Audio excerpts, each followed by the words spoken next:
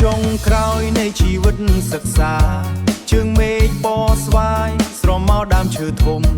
យើងអង្គុយលើកៅអីថ្មក្នុងបរិវេណសាលាក្នុងបរិវេណសាលាពាក្យសច្ចាផ្ញើនឹងខ្យល់ឡាថាបើបញ្ចប់ការសិក្សានឹងដឹកដៃទៅផ្ទះរៀបចំពិធីមង្គលក្រោមកាបការក្រញូងក្រោមកាបការក្រញូង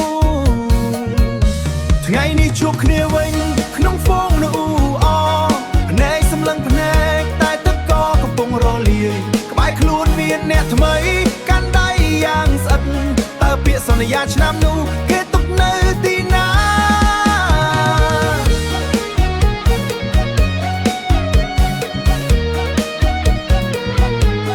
សល់តែការចងចាំដែលបន្លឺឡើងក្នុងចិត្ត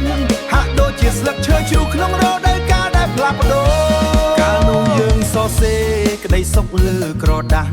មិនគិតថាវាសនាអាចបត់បែនដូចផ្លូវបំបែកឯងសម្លឹងមើលខ្ញុំដូចមនុស្សមិនស្គាល់គ្នាអូហើញី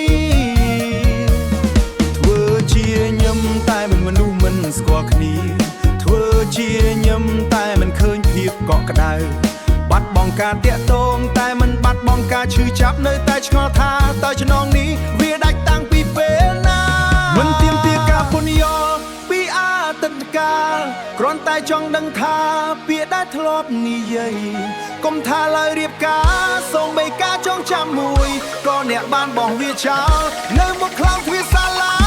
ថ្ងៃនេះជួបខ្លួនគ្នាវិញក្នុងហ្វូងនៅអភ្នែកសម្លឹងភ្នែកតែទឹកក៏កំពុងរលាយសល់តែការចងចាំដែលបន្លឺឡើងក្នុងចិត្តហាក់ដូចជាស្លឹកឈើជ្រុះក្នុងរដូវកាលដែលផ្លាស់ប្ដូរដើរចេញទៅចុះខ្ញុំនឹងរក្សាវាទុកជាមេរៀនមួយដែលគ្មានពិនទុំលាហើយពាក្យសន្យាដែលគ្មានថ្ងៃកើតឡើងលាហើយត្រឹមតែអ្នកដទៃ